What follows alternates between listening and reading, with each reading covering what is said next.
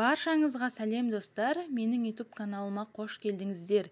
Мен сіздерге бүгін түймедақтың денсаулыққа пайдасы туралы айтатын боламын. Түймедақ өте пайдалы өсімдіктердің бірі. Себебі оның гүлінде адам ағзасына оң әсер беретін эфир майы бар. Сонымен қатар өсімдіктің құрамындағы флавоноидтар бактерияларды жойып, аурудың асқынуына қарсы тұруға ықпал етеді. Және құрамындағы пайдалы майлы қышқылдар зат алмасуды реттеп, тәбетті ашады. Ағзаға зиянды токсиндер мен шлактарды бөліп шығарады. Осы секілді гүлдің пайдалы және зиянды тұстарымен танысқыңыз келсе, менімен бірге болыңыздар. Түймедақ гүлін іш кебу, іш өту, іштің түйіліп ауруында, асқазан жарасында және ас қорытудың бұзылуында көп қолданылады. Сонымен қатар оның тұнбасымен тұмауды, баспаны емдеп жазуға болады. Және дене қызуын түсіретін де қасиеті бар. Түймедақ жүйке жүйені тыныштандыратын ең таптырмас емдік шөптердің бірі. Ұйқыға жатар алдында түймедақтан демделген бір шыны шайдың өзі шаршауды басып, тыныш ұйықтауға ықпал етеді.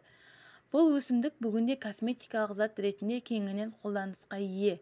Ол бет терісінің қызаруын басып, ондағы бөртпелерді кетіруге және майлы беттерді тазалауға көмектесе алады. Түймедақ гүлдерінің тұнбасымен компресс жасау арқылы көздің шаршауын басып, қызарғанын емдейді. Өсімдіктің шашымызға да тигізер пайдасы көп. Мәселен, шашты тазалап сусабымен жуып болғаннан кейін гүлдің тұнбасымен шашыңызды шаятын болсаңыз, сусабының құрамындағы зиянды химиялық заттардың залалын ауыздықтап, шашты қатайтып әрі нәрлендіреді. Сонымен қатар шашқа табиғи жылтырлық сыйлап, жібектей жұмсақ етеді. Әсіресе майлы және қайсығағы көп шаштарға осы түймедақ тұнбасы көмектесе алады. Түймедақтан дайындалатын емдік шайлар. Тыныштандыратын шай.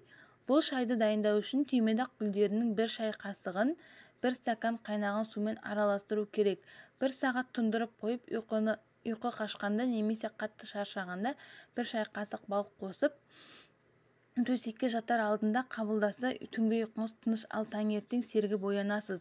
Жел айдайтын шай. Мұндай шайды ішу үшін ең алдымен түймедақ гүлдерінің 6 бөлігі мен шүйгіншөп тамырының 4 бөлігін және зеренің 1 бөлігін алып, жақсылап араластырасыз.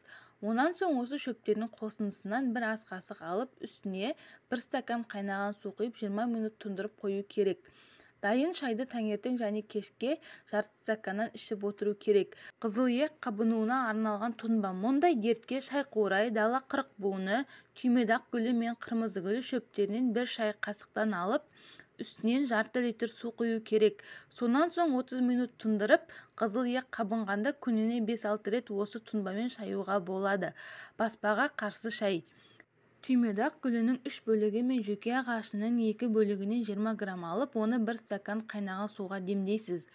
Сонан соң 20 минут тұндырып, дайын тұнбаны тамақты күніне бірнеше рет шаю керек. Ал бүйрек ауырғанда түймедақтан дайындалған тұнбаны жылы күйінде күніне 3-4 рет жарты стаканнан қабылдауға болады.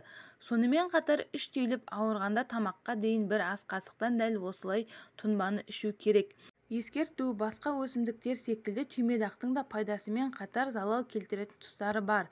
Мәселен, түймедақтан дайындалған шайды немесе тұнбаны аяғы ауыр әйелдердің ішуіне мүлде болмайды.